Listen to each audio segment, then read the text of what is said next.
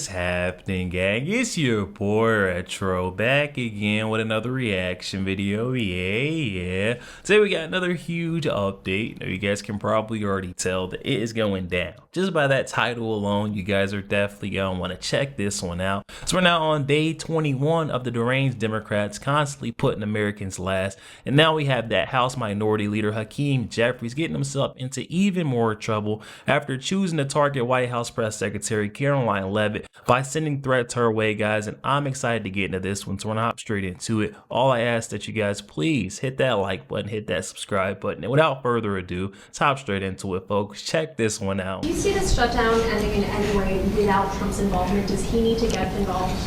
Donald Trump definitively needs to get involved. He needs to get off the sidelines, get off the golf course, and actually decide to end the shutdown that he's created, that he has allowed to happen. We know that House and Senate Republicans don't do anything without getting permission from their boss, Donald J. Trump. And the reason why there have been no negotiations, zero negotiations, since Republicans shut the government down, is because Donald Trump clearly wants the government shut down. He wants to inflict pain on the American people, and this will not change until Donald Trump gives Republicans permission to sit down with Democrats. And as we've indicated, we are ready, willing, and able to sit down anytime, any place, with anyone here at the Capitol or back in the White House to try to enact a bipartisan spending agreement that actually improves the quality of life of the American people and addresses decisively the Republican healthcare crisis that is devastating people all across the country. All right, folks, so we can see that Hakeem and Jeffries is going to continue to try to lie and gaslight his way out of this one, an attempt to point and place the blame over their own President Donald Trump, to say that he is the reason why our government is currently shut down, now going on day 21. Meanwhile, we've got House Speaker Mike Johnson clearing the air and calling it exactly for what it is, calling out the current shambolic state that the Democratic Party is in, and then explaining the real on why the government is currently being held hostage. On the other side, Democrats can't even agree amongst themselves.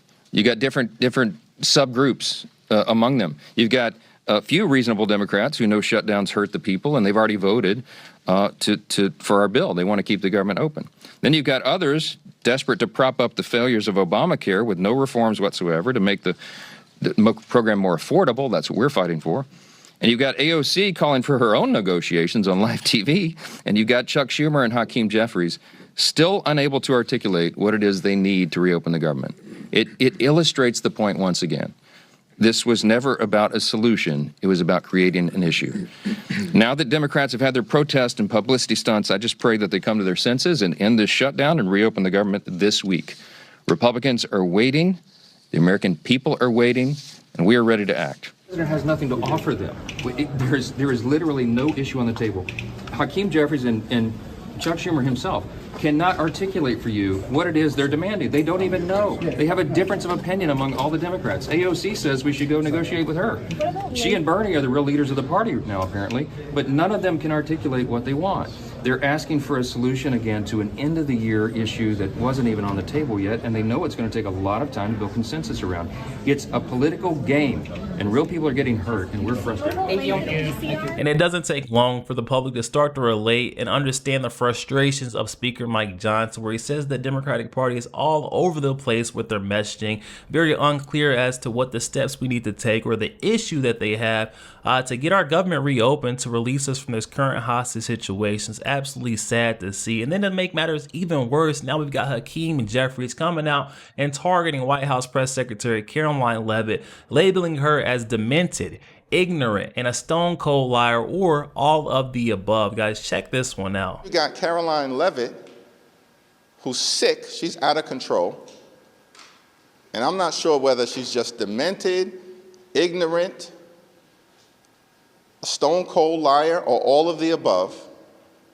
But the notion that an official White House spokesperson would say that the Democratic Party consists of terrorists, violent criminals, and undocumented immigrants, this makes no sense.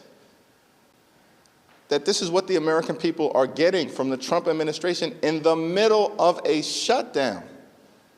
So their actions continue to speak for themselves, which is why they're on the wrong side of public sentiment. And again, guys, this is that dangerous and inflammatory rhetoric that we've been speaking up on. This does nothing but causes more harm, puts more lives in danger. And Hakeem Jeffries knows it. He's acting confused as to why Karoline Leavitt is labeling the Democratic Party as those that supports, criminals and undocumented immigrants. It's because you guys are putting them ahead of everyday Americans, your voters, taxpayers every single day. And it shows. But Hakeem Jeffries does not stop there. He takes it a step further on MSNBC with smearing White House Press Secretary Karoline Leavitt. It's absolutely disgusting. Well, the so-called White House Press Secretary is an unhinged disgrace. If she's opening her mouth, it means that she's lying. And clearly, we've seen that in this context.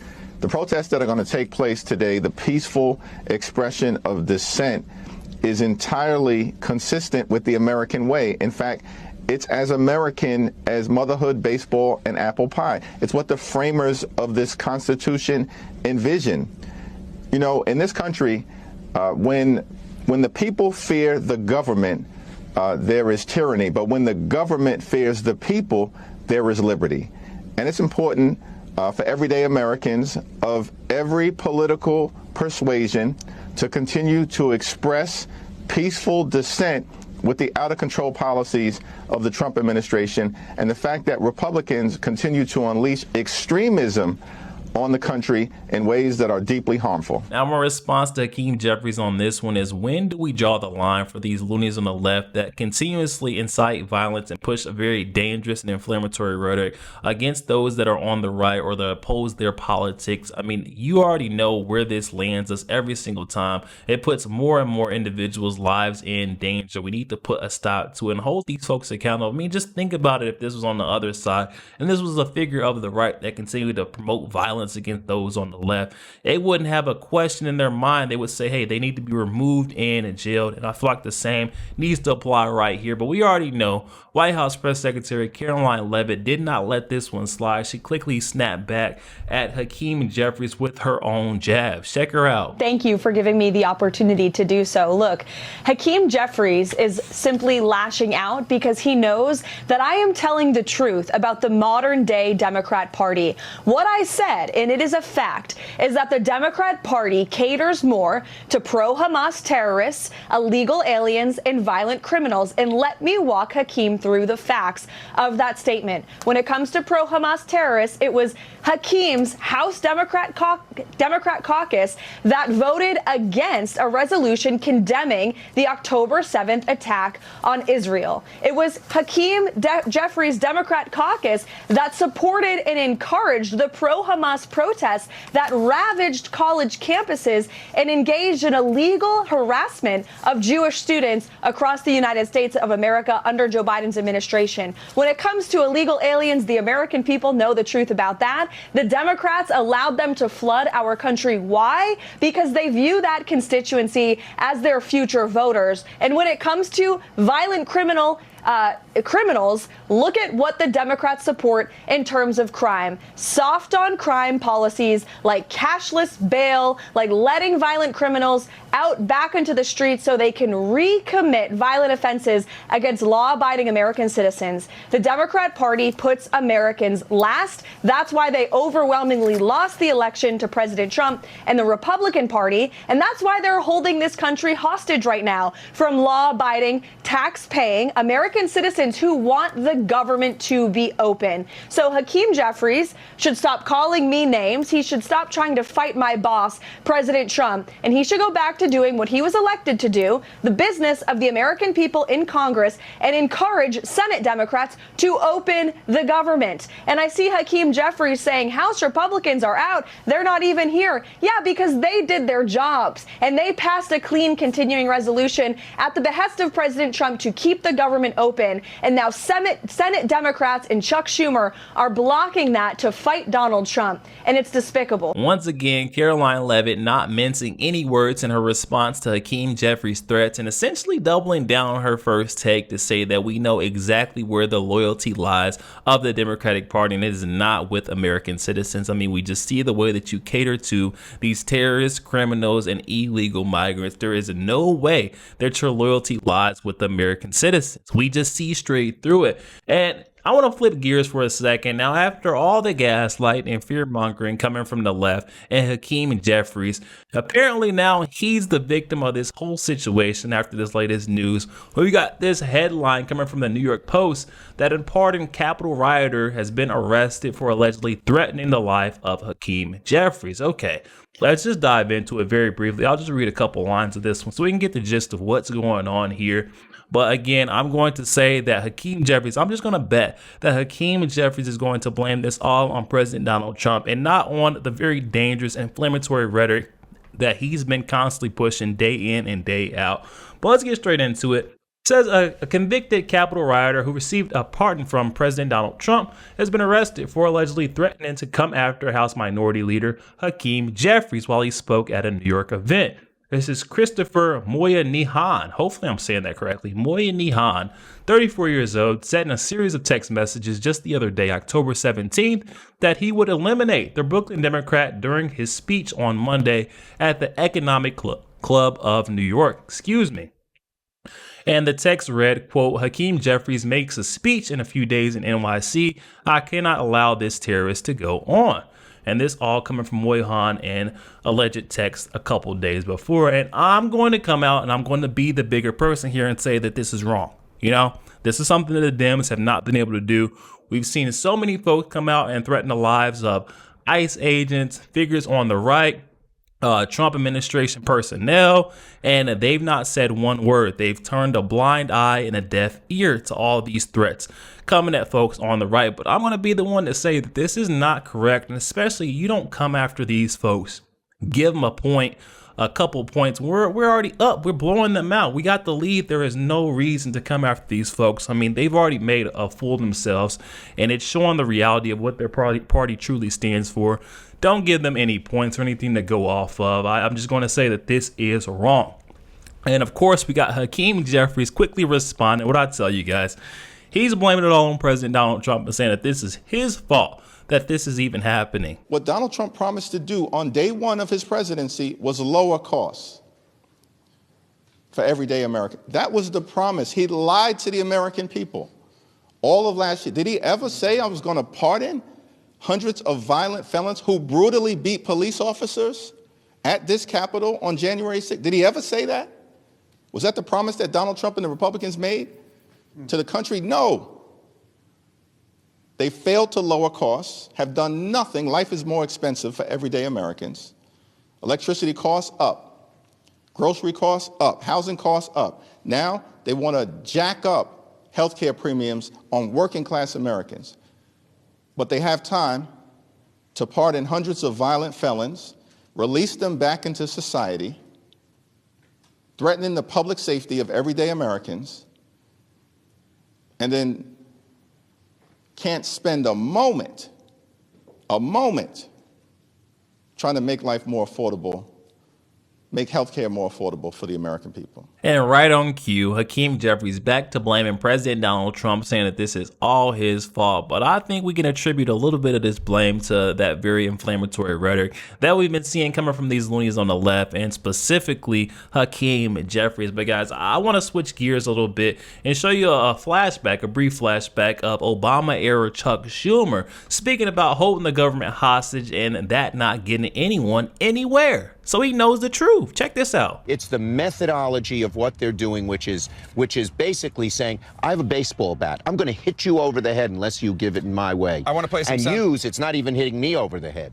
It's hitting all those people who need their paychecks to pay their families. So it's clear that Chuck Schumer does know the great harm that he and Hakeem Jeffries are causing to the nation everyday Americans, our soldiers, men and women that are putting their lives on the line to protect and serve our country, but he still doesn't care. This is the selfish ways of the Democratic Party. But wait, it gets even worse. Now we've got Senator John Fetterman back at it again, calling out his own party, saying that this is totally embarrassing what we're seeing from the Democratic Party. Surprised that vote after vote, it's just been 3 Democrats time and again who voted for this bill. Does that surprise you? Yeah, it's Groundhog Day, you know, and I'm just saying, and it's not entertaining. That's a great movie, but this is shit.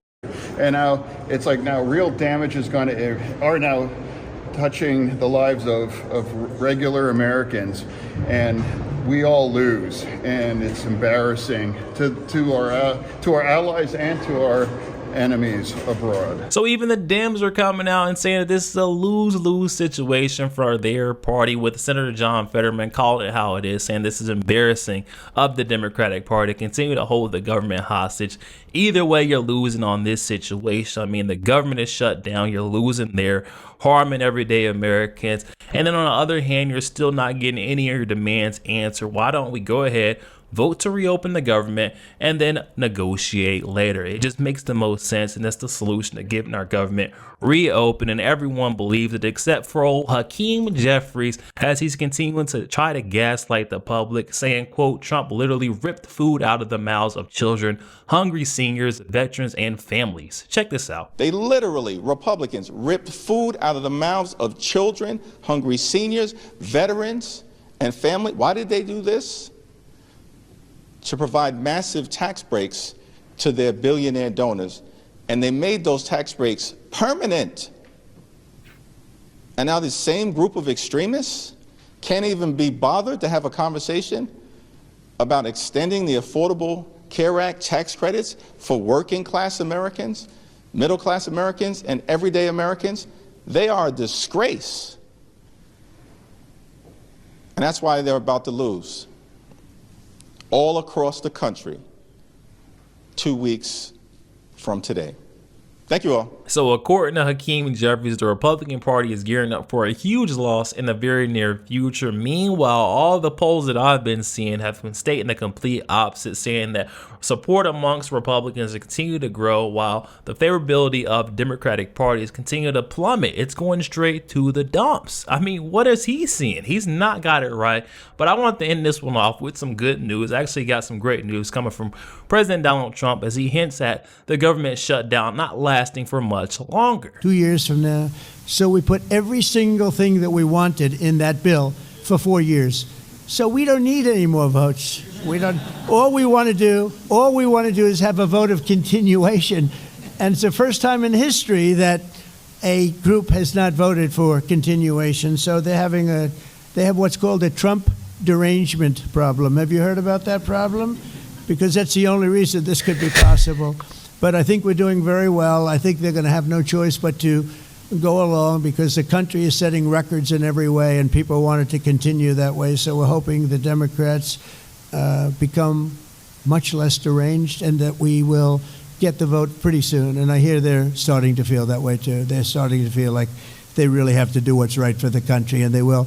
And I thought that was a good way to cap this one off with some great news coming from President Donald Trump that the Dems won't be able to hold our government hostage for much longer. Very excited to see the end of this one, but I'm more happy to see that the Trump administration and Republicans have not budged. This is exactly what we voted for. Stand strong, because we don't want our tax dollars going to fund free healthcare for illegal aliens and all these international programs, sending our money to God knows who. This is exactly what I voted for. Stand strong. But you guys already know this has the internet in a full frenzy, and I want to check in on some of the reactions coming from users on X. So let's start off here with Zyla Derek here on X, tweeting out saying nobody really cares what Hakeem Jeffries is ranting about anymore. Give it up. I mean, it's simple as that. He is just yapping. I feel like he's very reminiscent of Kamala Harris with the word salad and saying a bunch of words, but not really getting the point across. We're tired of it, and I'm pretty sure no one's believing it anymore.